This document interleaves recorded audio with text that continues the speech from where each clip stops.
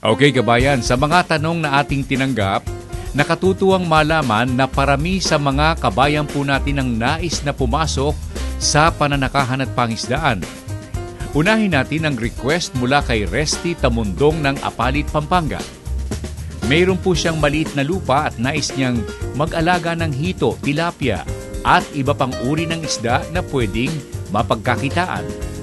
Saan pwedeng makakuha ng similya ng hito o tilapia?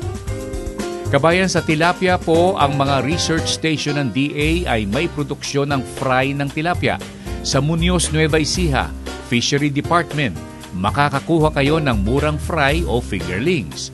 Kung kaunti lamang, baka libre pa. Ganoon din sa fingerlings po ng hito. Ang ukol naman sa mga guya ng tupa o sheep, mula kay Mrs. Justina Mateo ng Gagalangin, Tondo. Pwede kayong magpunta sa research station ng BAI sa Tiaong, Quezon o sa main office nito sa Visayas Avenue at makakakuha kayo ng lahat ng kaalaman ukol sa hayop na tulad ng tupa. At napag-uusapan ang Tiaong kabayan, ang kahilingan ukol sa iba pang produktong likas ng isang samahan sa nasabing bayan sa Quezon. Puntahan po ninyo ang tanggapan ni Dr. Estela Tanio na katuwang ng Bureau of Agricultural Research ukol sa iba pang mga produktong kanilang ginagawa. Kahilingan mula kina Mrs. Agapita Bonoa ng Rizal at Mr. Justo Magdiwang ng Plaridel, Bulacan.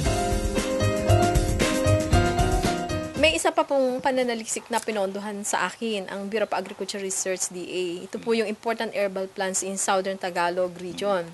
Actually, ito po ay na-present ko din sa China sa isang forum doon noong 2011. At meron po kami na-develop na mga bagong produkto. Isa po dito ay ang turmeric tea, turmeric natural healing cream, native ginger tea, native ginger massage cream, at iba pa pong tropical fruit concentrates. Kasama din po ang organic calamansi soap at native guava soap.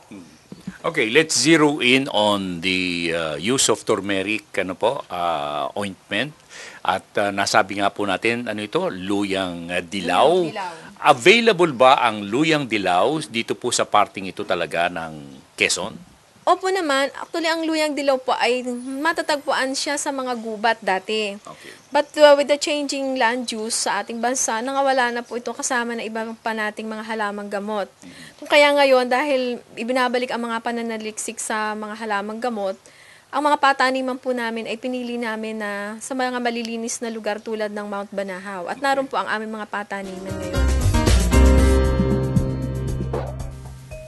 Kabayan, kung may mga kahilingan o katanungan po kayo, makipag-ugnayan po kayo sa ating palatuntunan upang kung sakali ay mabalikan po natin ang mga na-feature po ng ating alamin. Tanong at sagot ng ating palatuntunang ating alamin.